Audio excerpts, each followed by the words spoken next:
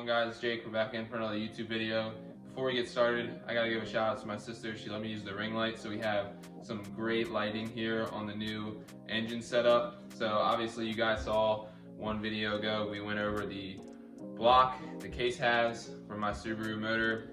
We're gonna plan on making 800 wheel horsepower. So also, before we get started, go ahead and subscribe because you ain't gonna wanna miss the whole journey and the process. Today we're gonna go over the cylinder heads a little bit. So what we have here is IAG stage 5 cylinder heads with +1 valves, retainers, all that good stuff. And we have 282 cams. Now, any of you guys that are pretty familiar with these cams, they are super aggressive for the Subarus, and they are gonna make the idle very lopey and change the power band of the car. But I'm not really so much worried about it. We're gonna do a couple things to try to compensate for that, air-wise, turbo-wise, intake manifold-wise, so you guys are gonna have to stay tuned to see that. But yeah, I wanted to show you guys these. These actually came off of a car built by Prime Motoring that was running, I'm pretty sure, in the 9s with, it made 721 wheel horsepower. So definitely a very nice set of heads, and I'll open them up for you actually and show you how clean they are. I went over them pretty closely before I actually picked them up to make sure that they were everything that I needed them to be, and they were good. So we ended up picking those up, and I'll show you guys the cams. And also, hold up, before we do that, we have right here 14mm head studs. So something that I find on YouTube a lot, people go over their builds and they don't tell you what head studs they're running. Stock cars come with head bolts, not head studs. Or some people are running the upgraded ARP 11mm ones, which are the same size as the stock rod bolts. They're just a little bit stronger and they're studs, so you can torque them a little bit better. But then you can also get your engine drilled out for 1/2-inch studs, and you can get your engine drilled out for 14mm studs. What we have here is 14mm head studs because these heads actually came off of a car that had the 14mm head studs. So I have to use those because also when you run the 14mm, you have to drill out the heads. So the heads are drilled out for it. So we're gonna run the 14mm studs. I picked these up on IAG's website on their Black Friday sale, so I saved a little bit of money there. But yeah, I'll open one of these up so I can show you.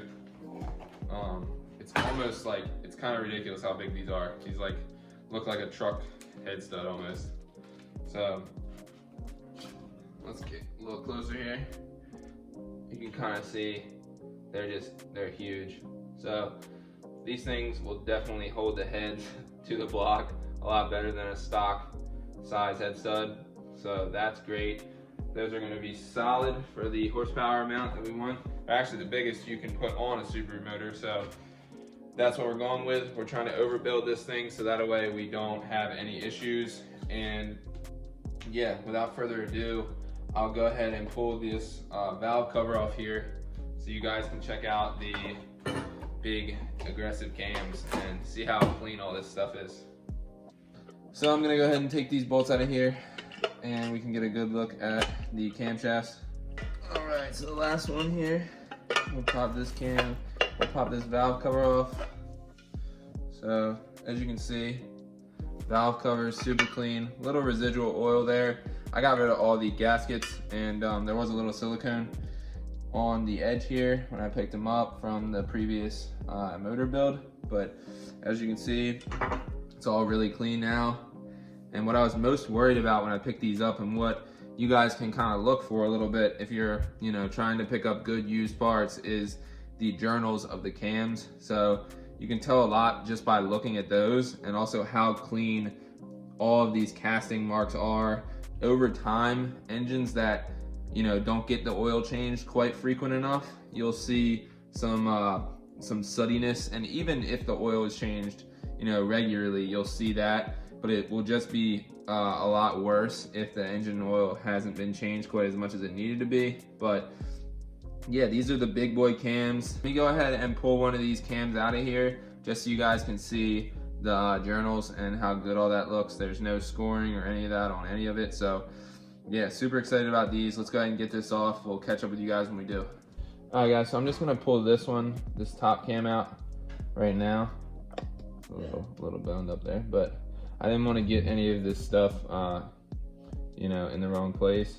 So I just took apart everything, left the bolts here where they go. So we'll pull this hold down off right now. So we have that one. We want, if you can see, we have an arrow on that, so we want that to go back forwards. So we're gonna leave it just like that. And I'll pull the cam out here so you guys can see the journals. So you see everything still has like a coat of oil on it, which is really good, and it's kind of hard to see, but there's like absolutely no scoring. If you look at all of these and everything in here, for the heads, like the pucks, everything look phenomenal. Yeah, that's pretty much all I wanted to show you guys today. Now that I have the camera a little bit closer, let me put the cam back in right here.